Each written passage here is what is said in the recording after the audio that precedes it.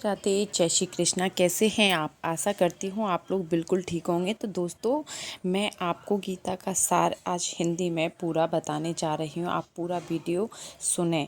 तो दोस्तों, जो भगवत गीता के जो उपदेश हैं वो आपको मैं बताऊंगी। तो दोस्तों, अगर आप कनागत चल रहे हैं तो कनागत में आपको 7वें अध्याय का पाठ करना चाहिए। अगर आप लोग नहीं कर पाते हैं तो मैं रोज़ शाम को लाइव आती हूँ, आप वहाँ पर आकर के सुन सकते हैं।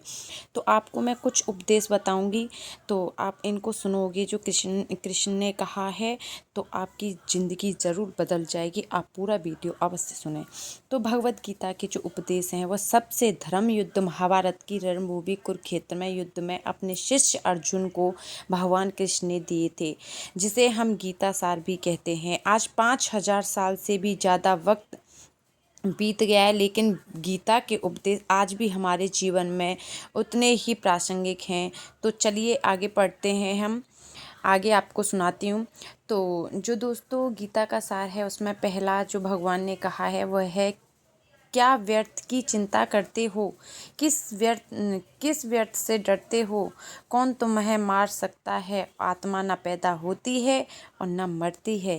तो ये पहला उपदेश दिया था। जो दूसरा उपदेश है वह कृष्ण जी कहते हैं, जो हुआ वह अच्छा हुआ, जो हो रहा है वह अच्छा हो रहा है, जो होगा वह भी अच्छा ही होगा। तुम भूत का पश्चाताप ना करो, भविष्य की चिंता ना करो, वर्तमान चल रहा है। तो दोस्तों, जो तीसरा उपदेश दिया है उसमें कहा है, तुम्हारा क्या गया जो तुम रोते हो? तुम क्या लाए थे? तुमने क्या खो दिया? तुमने क्या पैदा किया था जो नाश हो गया? ना तुम कुछ लेकर आए, जो लिया यहीं से लिया, जो दिया यहीं पर दिया, जो लिया इसी भगवान से लिया और जो दिया इसी को दिया। तो ये तीसरा था। तो चौथा है कि खाली हाथ आए हो और खाली हाथ ही जाओगे। जो आज तुम्हारा है कल ही किसी का था, परसों किसी और का होगा।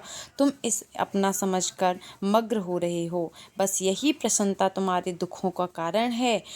तो यह सत्य है, आप देखिएगा। अगर आप पूरा सुनिए, बहुत ही आनंद है।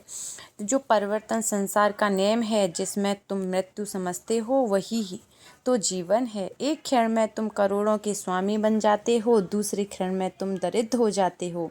तेरा मेरा छोटा बड़ा अपना पराया मन से मिटा दो, फिर सब कुछ तुम्हारा है। सब तुम हो। न यह शरीर तुम्हारा है, न तुम शरीर के हो। यह अग्र जल वायु पृथ्वी आकाश से बना है और इसी में मिल जाएगा, परंतु आत्मा स्थिर है। फिर तुम क्या हो? तुम अपने आप को भगवान को अर्पित करो, यही सबसे उत्तम सहारा है। जो इसके सहारे को जानता है वह भय, चिंता और श्लोक से सर्वदा मुक्त है। और जो एक और भी कहा है, जो कुछ भी तू करता है उसे भगवान को अर्पण करता चल, ऐसा करने से सदा जीवन मुक्त का आनंद अनुभव करेगा। जो गीता का उपदेश है, महाभारत में कहा है भगवान ने, वो इस तरीके से है। तो आप पूरा वीडियो देखें, स्किप ना करें, बहुत ही आनंददायक है। तो किसी साहित्य के दो प्रमुख काव्य में से, जिनमें से पहला है रामायण और दूसरा है श्रीमद् भगवत गीता, यह हिंदू के पवित्र ग्रंथ में से एक है। आज हम अपने इस इसके बारे में, श्रीमद् भगवत गीता के बारे में आपसे बात करेंगे। तो महाभारत में मुताबिक श्री कृष्ण ने सबसे धर्म युद्ध महाभारत में अपने शिष्य अर्जुन को कुछ उपदेश दिए थे, जिससे उस युद्ध को जीतना अर्जुन के लिए आसान हो गया था। गीता के उपदेशों को जीवन का सारा या जीवन के उपदेश भी कहते हैं। वही अगर हिंदू धर्म के इन महान ग्रंथ गीता के उपदेशों को अपने जीवन में शामिल कर लिए हैं, तो मूर्ख व्यक्ति के जीवन का भी बेड़ा पार हो सकता है। इसके साथ ही इस महान ग्रंथ गीता में जीवन की वास्तविकता और मनुष्य धर्म से जुड़े उपदेश दिए गए हैं। कई बार ऐसा होता है कि हमें अपना समस्या का समाधान नहीं मिलता, या फिर विपत्ति के समय हम बहुत परेशान हो जाते हैं। तो कई लोग तो गुस्से में अपना आपा खो बैठते हैं, या फिर अपनी समस्या से विचलित होकर भाग खड़े होते हैं। ऐसे में गीता गीता में लिखे गए इस उपदेश हमारी सारी समस्याओं का चुटकियों में हल कर देती हैं और हमें जीवन जीने का कला सिखाती हैं, साथ ही सफलता जीवन की प्रेरणा देते हैं।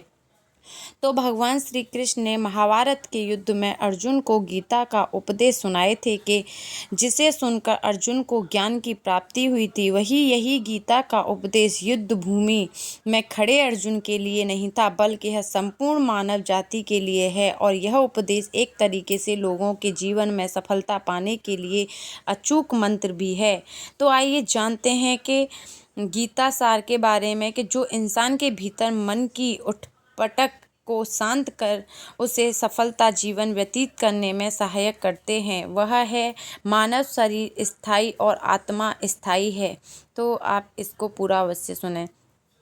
गीता के श्लोक में भगवान कृष्ण ने मनुष्य के शरीर के महज एक कपड़े का टुकड़ा बताया है, अर्थात ऐसा एक कपड़ा जिसे आत्मा हर जन्म में बदलती है। अर्थात मानव शरीर आत्मा का स्थायी वस्त्र है जिसे हर जन्म में बदला जाता है। इसका आशय यह है कि हमें शरीर से नहीं, उसकी आत्मा से व्यक्ति की पहचान करनी चाहिए। जो लोग मनुष्य के शरीर से आकर्षित होते हैं या फिर मनुष्य के भीतर मन को नहीं समझते हैं, ऐसे लोगों के लिए गीता का यह उपदेश बड़ी सीख देने वाला है। और जो एक और है वो है जीवन का एकमात्र सच जो वो है मृत्यु। तो गीता सार में श्री कृष्ण ने कहा है कि हर इंसान के द्वारा जन्म मरण का चक्र को जान लेना बेहद आश्चर्य है, क्योंकि मनुष्य के जीवन का एकमात्र ही सत्य है और वो है मृत्यु।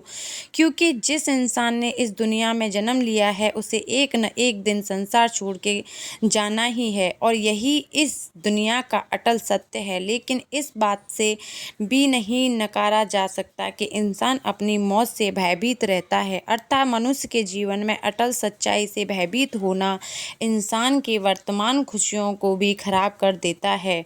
इसीलिए किसी भी तरह का डर नहीं रखना चाहिए और जो गुस्से का काबू करना चाहिए, क्योंकि क्रोध से व्यक्ति का नाश हो जाता है।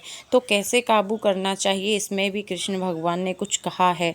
तो भगवान श्री कृष्ण में गीता के उपदेश में कहा है कि क्रोध से भ्रम पैदा होता है और भ्रम से बुद्धि का विनाश होता है। वही जब बुद्धि काम नहीं करती है तब तर्क नष्ट हो जाता है और व्यक्ति का नाश हो जाता है। इसी तरह हर व्यक्ति को अपने गुस्से पर काबू रखना चाहिए, क्योंकि क्रोध भी भ्रम पैदा करता है। इंसान गुस्से में कई बार ऐसे काम करते हैं जिससे उन्हें काफ़ी हानि पहुंचती है।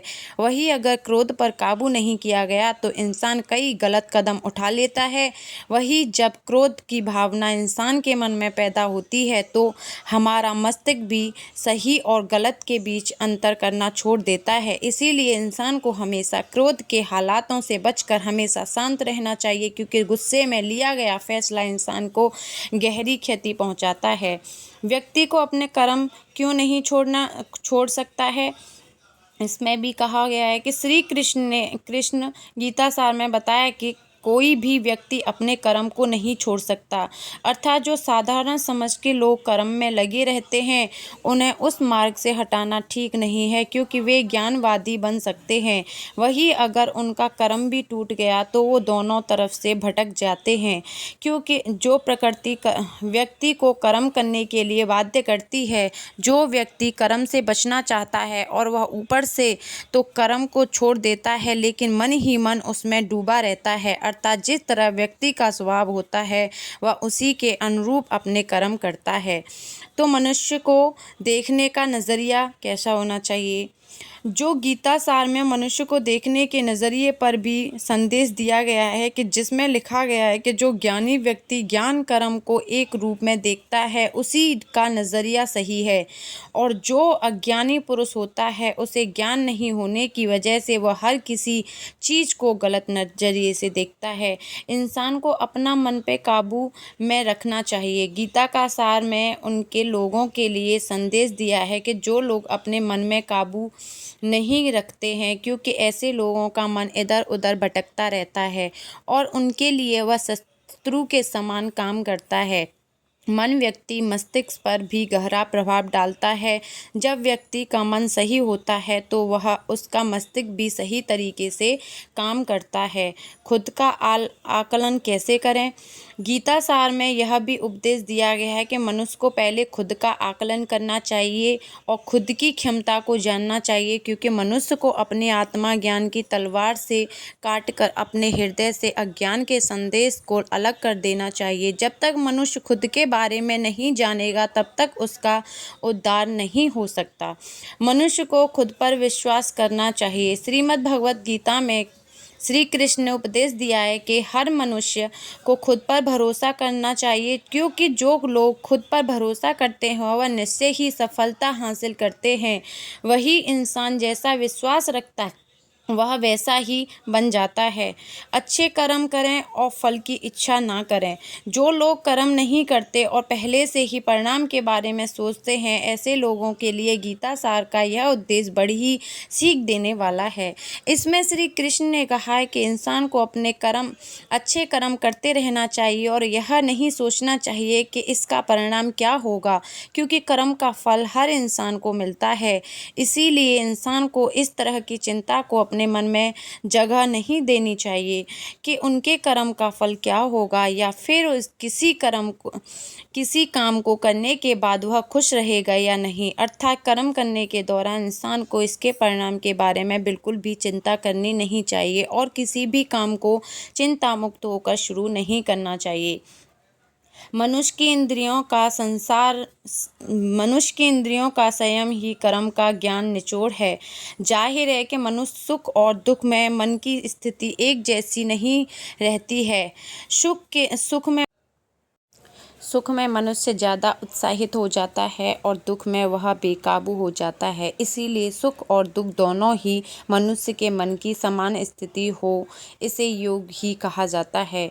जब मनुष्य सभी सांसारिक इच्छाओं का त्याग करके बिना फल की इच्छा के कई काम करता है तो उस समय वह मनुष्य योग में स्थित कहलाता है। और जो मनुष्य मन को वश में कर लेता है उसका मन ही उसका सबसे अच्छा मित्र बन जाता है। लेकिन जो मनुष्य अपने मन को वश में नहीं कर पाता उसके लिए वह मन ही उसका सबसे बड़ा दुश्मन बन जाता है। वही जो मनुष्य अपने अशांत मन को वश में कर लेते हैं उसको परमात्मा की प्राप्ति होती है। और जिस मनुष्य को ज्ञान की प्राप्ति हो जाती है उसके लिए सुख दुख सर्दी गर्मी और मान अपमान सब एक समान हो जाते हैं।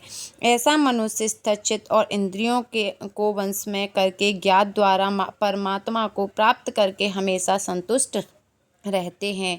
खुद पर भरोसा रखें और अपने लक्ष्य को पाने के लिए लगातार प्रयास करें। गीता सार के इस उपदेश को अगर कोई भी व्यक्ति अपने जीवन में पालन करे तो निश्चय ही वह एक सफल व्यक्ति बन सकता है। जो लोग पूरे विश्वास के साथ अपने लक्ष्य को पाने का प्रयास करते हैं वह निश्चय ही अपने लक्ष्य को पा लेते हैं। लेकिन मनुष्य को अपने लक्ष्य को हासिल करने के लिए लगातार चिंतन करते रहना चाहिए। तो आशा करती हूँ आपको ये वीडियो पसंद आई होगी। ऐसी वीडियो देखने के लिए पहले आप मेरे चैनल को like subscribe bell icon press कर लें तो आपको अच्छी अच्छी बातें देखने को और सुनने को मिलें। तो आशा करती हूँ आपको ये वीडियो पसंद आई होगी। मिलते हैं आपसे ऐसी अगली वीडियो में। अगर आप लोग अध्याय 7 का पार्ट सुनना चाहते हैं तो लाइव आ सकते हैं। शाम को 5 बजे मैं रोज़ लाइव आती हूँ। राधे राधे।